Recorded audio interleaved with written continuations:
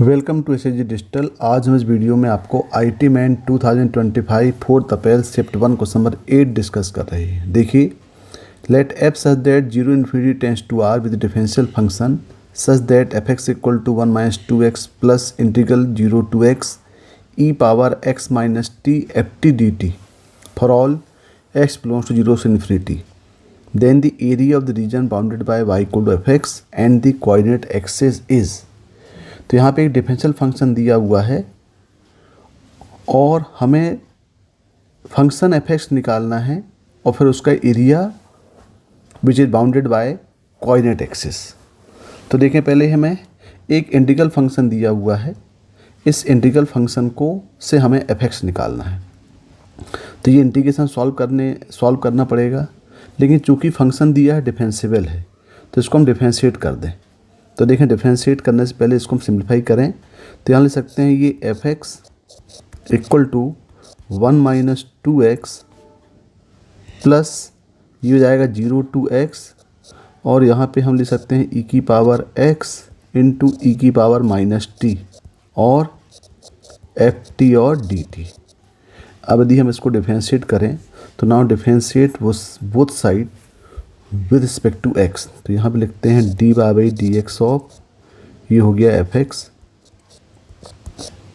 Equal to ये हो जाएगा D by d x of ये हो जाएगा 1 माइनस 2x और प्लस यहाँ देखें, आप यहाँ पे मल्टीपल फंक्शन बना सकते हैं इसको। तो इसको ले सकते हैं हम, एक फंक्शन हो गया ई एक्स और दूसरा हो गया ये 0 to x e minus t f t और ये डी टी।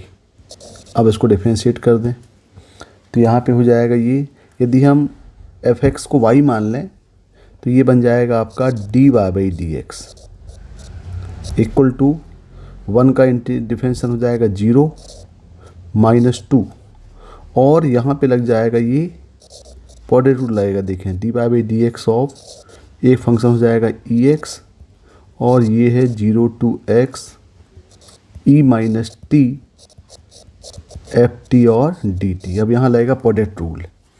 अब यहाँ पॉडेट रूल लगाएंगे तो ये तो माइनस 2, तो ये क्या बन जाएगा देखें, plus first function E x S it is, इसका डिफरेंशिएशन करेंगे तो क्या हो जाएगा, ये इसमें लाइब्निज रूल लगेगा, अपर लिमिट यहाँ रिप्लेस करेगी टी को, तो ये हो जाएगा ई पावर माइनस एक्स इंटू ये हो जाएगा एफ ऑफ एक्स और फिर प्लस ये इंटीग्रल साइन 0 टू एक्स ई की power minus t f t d T S it is और फिर इसका डेरिवेटिव करेंगे तो ये हो जाएगा ई एक्स का ई एक्स हो जाएगा।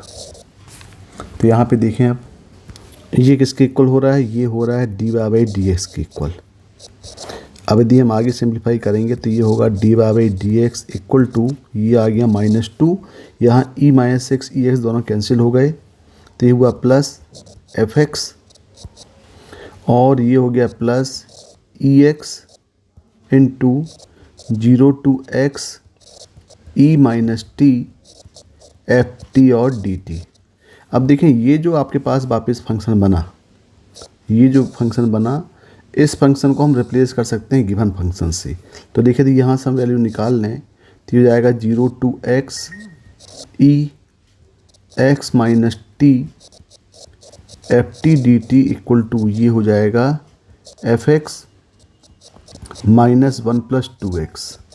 इस वैल्यू के यहाँ पर रिप्लेस कर दें तो देखें, ये बन जाएगा d y by d x equal to minus 2 plus f x और ये जाएगा प्लस, यहाँ पे ये वैल्यू पुट करेंगे तो ये हो जाएगा यहाँ से F x minus 1 plus 2x और इसको पूरा सिंप्लीफाई कर लेंगे तो ये बन जाएगा d y by d x equal to ये हो गया minus 3 plus twice of f x और प्लस हो गया ये 2x। अब यहाँ भी एफ एक्स को हम d y x f x को y मान लें तो ये फॉर्म बन गया d y by d x equal to 2xy प्लस 2x और माइनस 3 और इसको रीअरेंज करें तो देखिए ये differential equation, linear differential equation का फॉर्म बन जा रहा है। D by d x minus 2x y equal to 2x minus 3। और देखें ये आपके पास बन गया linear differential equation which in the form of d by d x plus p into y equal to q, where p and q are the function of x। तो हमें इसका इंटीग्रेटिंग फैक्टर निकालना पड़ेगा सॉल्व करने के लिए। तो इसका जो इंटीग्रेटिंग फैक्टर है ये हो जाएगा e integration of p into D x. तो यहाँ हो जाएगा e इंटीग्रेशन ऑफ p हो जाएगा यहाँ पे p क्या वैल्यू मिलेगी यहाँ पे -2x इंटू डी एक्स, यानी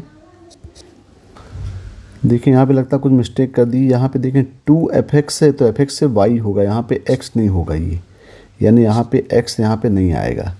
तो ये सिर्फ होगा यहाँ पे क्या होगा, सिर्फ 2 होगा। तो यहाँ वैल्यू क्या होगी, ये होगी -2 और इसका इंटीग्रेटिंग फैक्टर हो जाएगा e -2x हो जाएगा।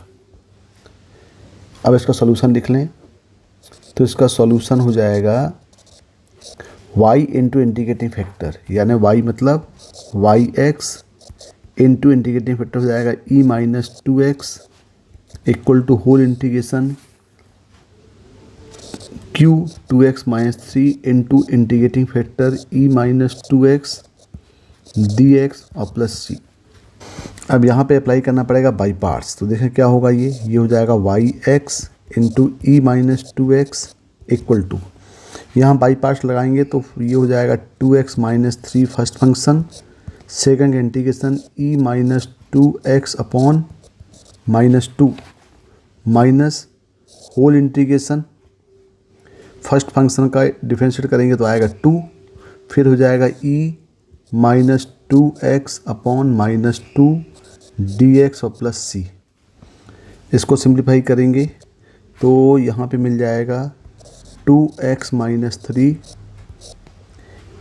e पावर -2x अपॉन -2 और ये माइनस हो गया यहाँ पे प्लस ये 2 कैंसिल हो गया तो यहाँ आ गया integration of e -2x dx plus c।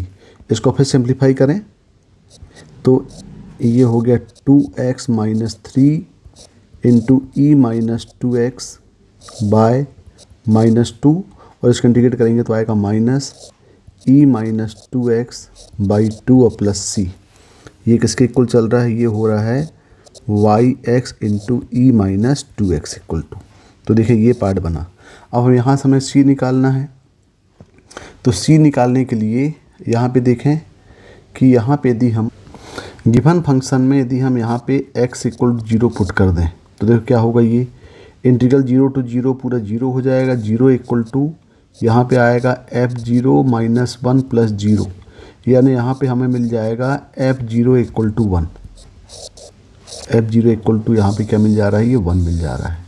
इसका यूज़ करें यहाँ पे हम, तो यहाँ पे हम पुट कर रहे हैं यहाँ पे x इक्वल टू 0 और जो y0 आ रहा है ये इक्वल टू हो जा रहा है 1।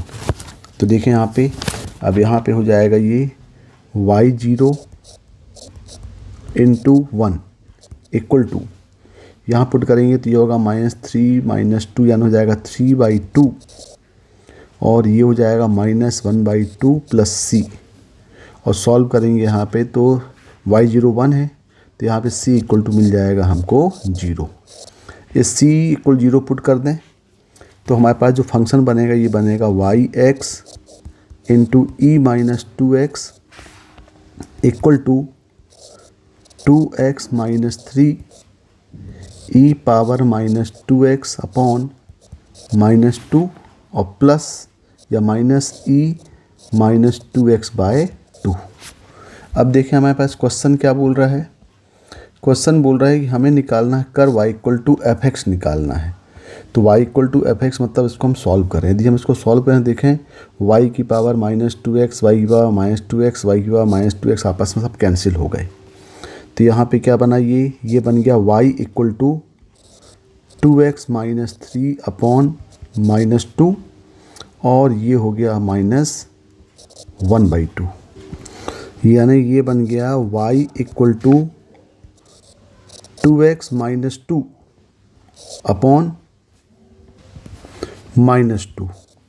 तो सॉल्व करेंगे तो ये मिल जाएगा -y equal to x minus 1, यानी हमारे पास इक्वेशन मिल गया x plus y equal to 1, जो कि एक स्ट्रेट लाइन है। तो जब ये स्ट्रेट लाइन है और हमें क्या बोल रहा है, हमें निकालना है area of the bounded portion with coordinate axis. तो x plus y equal to 1, तो एक स्ट्रेट लाइन मिल गई। जब स्ट्रेट लाइन बनी यहाँ पे, तो देखिए यहाँ पे, तो हमें निकालना है area which is bounded by the line with coordinate axis. मतलब ये आप लाइन मिल गई x plus y equal to 1, तो ये x plus y equal to 1 है। तो ये पॉइंट मिल गया 1 0, ये पॉइंट मिल गया 0 1, और ये हो गया 0 0। तो एज़ पर क्वेश्चन जो पूछ रहा है वो हमें ये इसका एरिया निकालना है AOB का। तो एरिया ऑफ ट्रायंगल AOB, ये शेडेड पोर्शन, ये हमारा एरिया होगा। तो that is area of triangle AOB equal to 1/2 base into height. तो इसका बेस भी 1 है, हाइट भी 1 है, तो इंटू 1, यानी इसका एरिया कितना होगा, ये इसका एरिया हो जाएगा 1/2। तो देखिए आंसर क्या दिया है, आंसर दिया हुआ है 1/2, यानी 8 का आंसर 2 होगा। Okay, thank you.